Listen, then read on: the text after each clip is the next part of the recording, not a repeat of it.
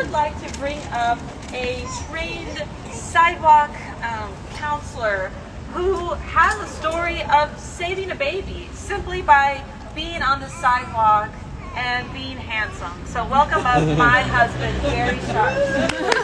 I was wondering where that was. We hear it all the time when we're on the sidewalk, supporters of abortion. And I always just have to remind myself that they are shouting from a place of pain and regret. And we know that, yes. God bless you too, thank you. And we just have to, we cannot let them take our joy. And I want to tell a story, and I don't know if Melanie mentioned it, or maybe she mentioned it, but she did not say the howdy, y'all.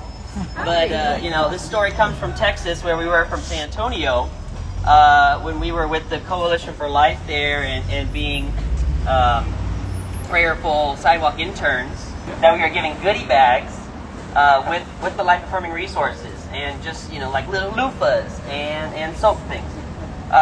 This particular day, my wife had a shift, and whether it would be spiritual warfare, which is exactly what I think it was, or something else, just really, really bothered her, and the building manager got to her, and so she said, "You need to come out here and take over my shift early." So I did, and in that day, I could just feel, how could my girlfriend be crying? Made me upset. So just being on the sidewalk and just being present in what we were doing is just making sure that everybody got resources in that goodie bag.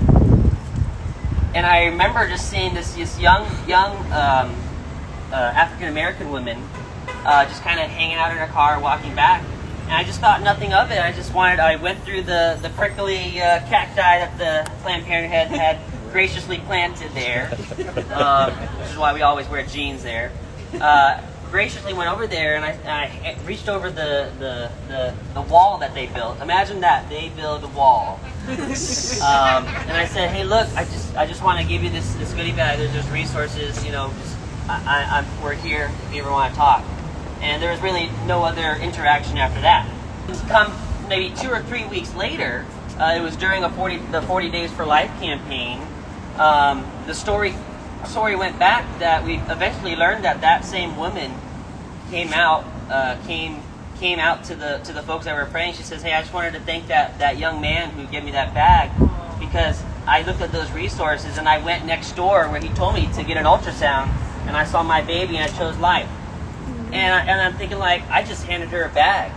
I could have given her the whole spiel like I did. But long story short, what that ends up, the moral of the story is that we don't know how many lives we have touched just by being a prayerful, peaceful witness, but also a wealth of information that we have. And so I just want to be that encouragement. And for those, of course, that are believers, we have to pray. We have to understand that this is a spiritual battle. We always jokingly say, of course they picked the building with the ugly gargoyle on there, But yes, so that is my story, and I want to encourage everybody. Whatever little effort that you might think it is, it could be enough. It could be exactly enough that someone needs. And I really appreciate Karen's story, especially because we just don't know, what it's going to take that's going to help convince someone to avoid a lifetime of regret. So thank you.